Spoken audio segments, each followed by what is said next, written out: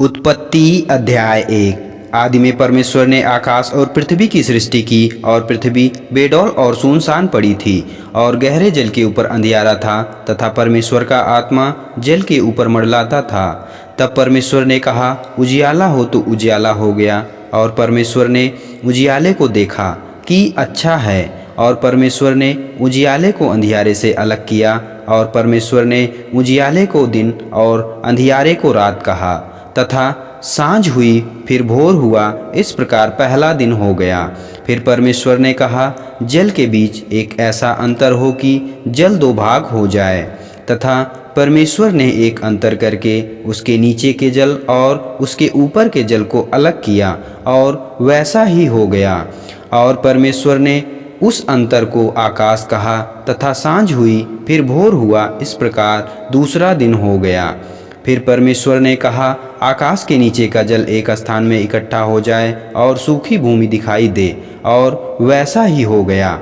और परमेश्वर ने सूखी भूमि को पृथ्वी कहा, तथा जो जल इकट्ठा हुआ उसको उसने समुद्र कहा। और परमेश्वर ने देखा कि अच्छा है।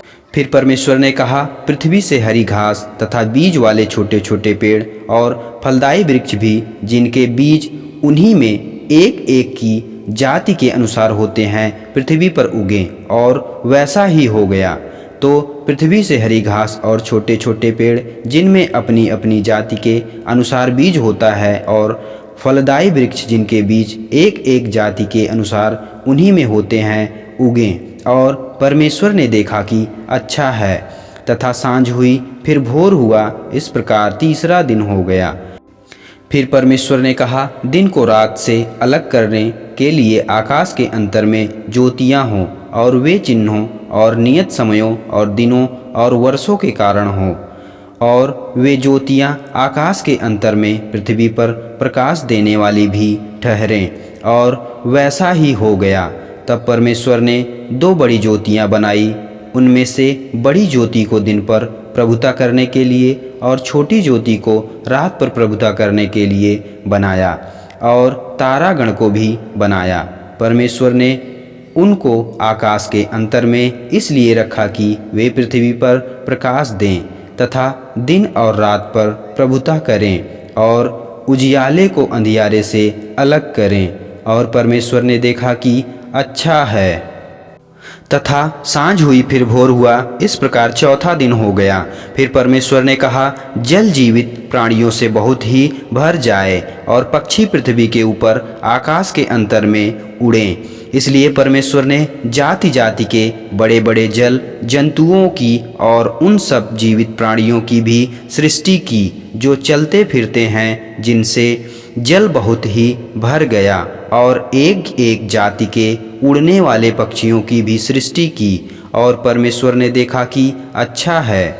और परमेश्वर ने यह कह के उनको आशीष दी कि फूलों फलों और पृथ्वी के जल में भर जाओ, और पक्षी पृथ्वी पर बढ़ें। तथा सांझ हुई, फिर भोर हुआ, इस प्रकार पांचवा दिन हो गया। फिर परमेश्वर ने कहा, पृथ्वी से एक एक जाति के जीवित प्राणी, अर्थात घरेलू पशु और रेंगने वाले जंतु, और पृथ्वी के वन पशु जाति जाति के अनुसार उत्पन्न हों, और वैसा ही हो गया।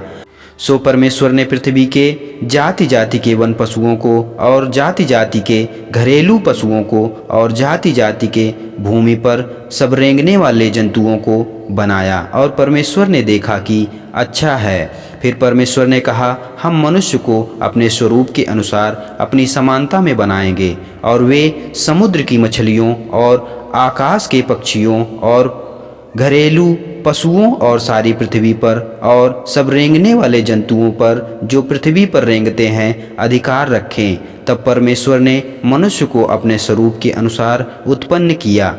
अपने ही स्वरूप के अनुसार परमेश्वर ने उसको उत्पन्न किया। नर और नारी करके उसने मनुष्यों की सृष्टि की। और परमेश्वर ने उनको आशीष दी, और उनसे कहा, फूलों फलों और पृथ्वी में भर जाओ, और उनको अपने वश में कर लो, और समुद्र की मछलियों तथा आकाश के पक्षियों तथा पृथ्वी पर रेंगने वाले सब जंतुओं पर अधिकार रखो। फिर परमेश्वर ने उनसे कहा, सुनो, जितने बीज वाले छोटे छोटे पेड़ सारी पृथ्वी के ऊपर हैं और जितने वृक्षों में बीज वाले फल होते हैं वे सब मैंने तुम को दिए हैं, वे तुम्हारे भोजन के लिए हैं। और जितने पृथ्वी के पशु और आकाश के पक्षी और पृथ्वी पर रेंगने वाले जंतु जिनमें जीवन के प्राण हैं उन सब के खाने के लिए मैंने सब हरे हरे छोटे पेड़ दिए हैं। और वैसा ही हो गया। तब परमेश्वर ने जो कुछ बनाया था सबको देखा तो क्या देखा कि वह बहुत ही अच्छा है। तथा सांझ हुई फिर भोर हुआ, इस प्रकार 6वां दिन हो गया।